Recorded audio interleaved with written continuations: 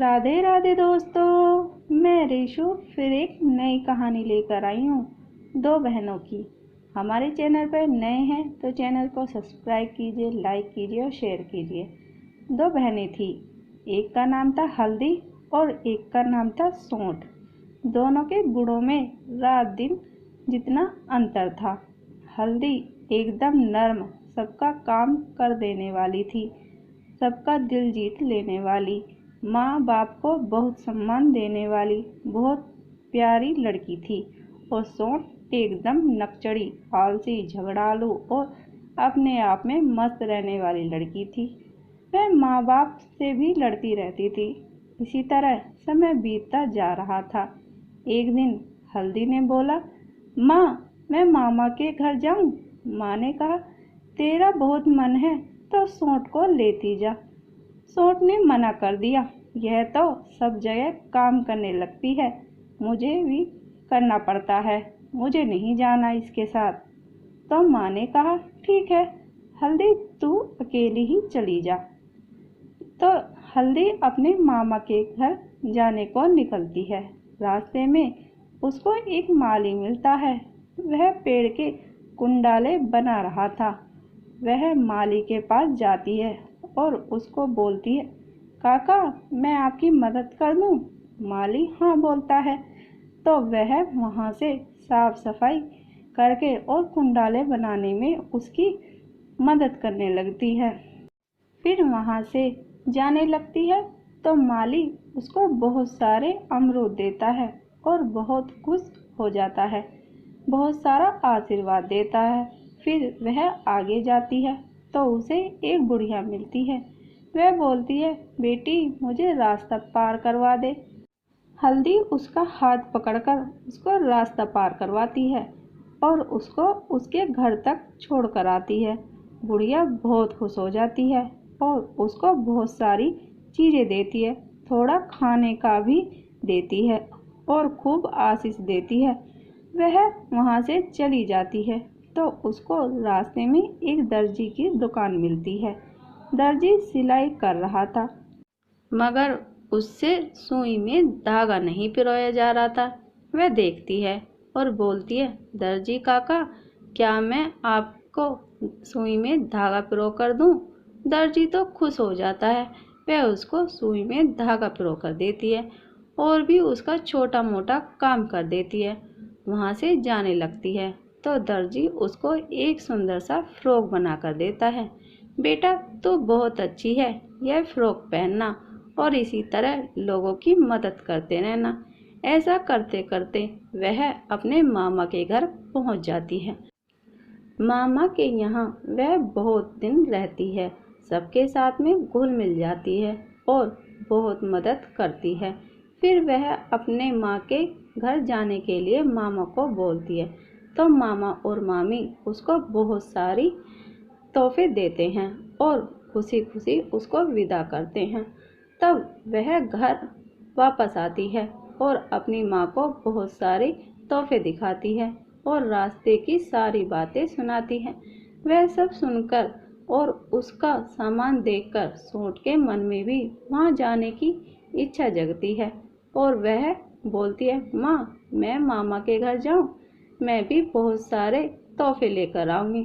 माँ बोलती है, जा, पर तुम वहाँ किसी से लड़ना मत और सबकी मदद करना और अच्छे से रहना और जब तक मन लगे तब तक रहना और वापस आ जाना। तो वह अपने मामा के घर जाने के लिए निकलती है। रास्ते में उसको वही माली मिलता है, अपनी अमरूद की बाड़ी में पेड़ के कुंडाले बना रहा होता है। वह उसको देखता है तो सोचता है हल्दी है, तो वह बोलता है, आजा बेटा थोड़ी मदद कर दे। तो हल्दी बोलती है, मैं क्यों करूं मदद?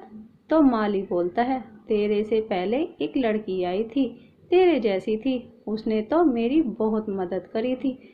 तो वह बोलती है, वाही हल्दी फल्दी, मैं हूँ 60वां सूठ, काम करूँ तो तुम्हारी कमर दुखी जाए। तो माली कहता है, भाग यहाँ से, निकल मेरी बाड़ी से। उसको वहाँ बैठने नहीं देता और भगा देता है। वह आगे जाती है तो उसको एक बुढ़िया मिलती है। वह बोलती है, बेटा मेरे को रास्ता पार करवा दे।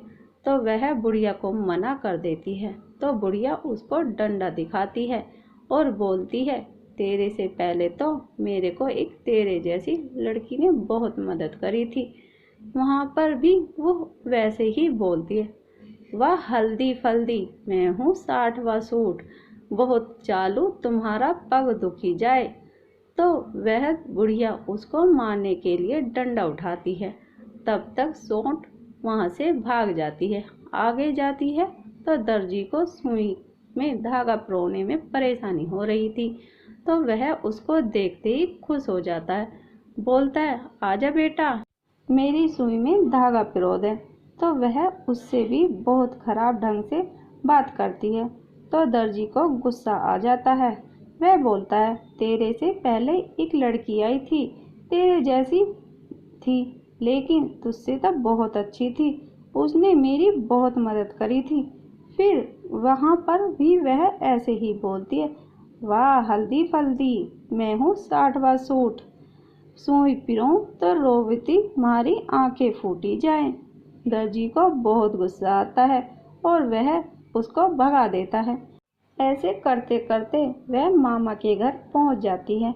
मामा के यहाँ वह 1-2 दिन में ही सबसे झगड़ा करने लगती है और कोई काम में मदद नहीं करती, और जब भी काम करने को कहते तो लड़ने लग जाती।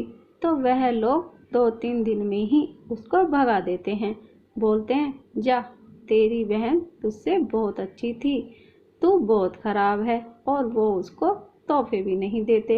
हर समय वही बोलती है, वाह हल्दी पल्दी, मैं हूँ 60वां सूट, काम करूँ तो मने थक लग जाई। मामा मामी तंग होकर के उसको वापस भेज देते हैं और वह रोती रोती घर आती है। जब माँ उसको पूछती है कि तूने लोगों की मदद करी, तो वह मना करती है। माँ पूछती है, तूने मामा की मदद करी? तो वह मना कर देती है। तब माँ उसको समझाती है कि जो दूसरों की मदद करता है और जो लोगों से अच्छा व्यवहार रखता है, लोग उसी से खुश होते हैं। लड़ने झगड़ने और अकड़ने वाले लोगों से और किसी की मदद नहीं करने वाले लोगों से कोई खुश नहीं होता, उसको ऐसे ही रोना पड़ता है। इसलिए तो आगे से ध्यान रखना, सबकी मदद करना। सोंठ के दिमाग में यह बात समझ में आ गई और वह हाँ बोलकर सिर हिलाती है और बोलती है, हाँ माँ, मैं सबकी मदद करूँगी और आप जैसा कहोगी मैं वैसा ही करूँगी, हल्दी जैसी बन के रहूँगी, तब तो लोग मुझको प्यार करेंगे ना। इस तरह से एक नकचड़ी लड़की सुधरने के रास्ते पे चल पड़ती है। तो दोस्तों, आपको हमारी कहानी कैसी लगी हमें कमेंट करके ज़रूर बताइए।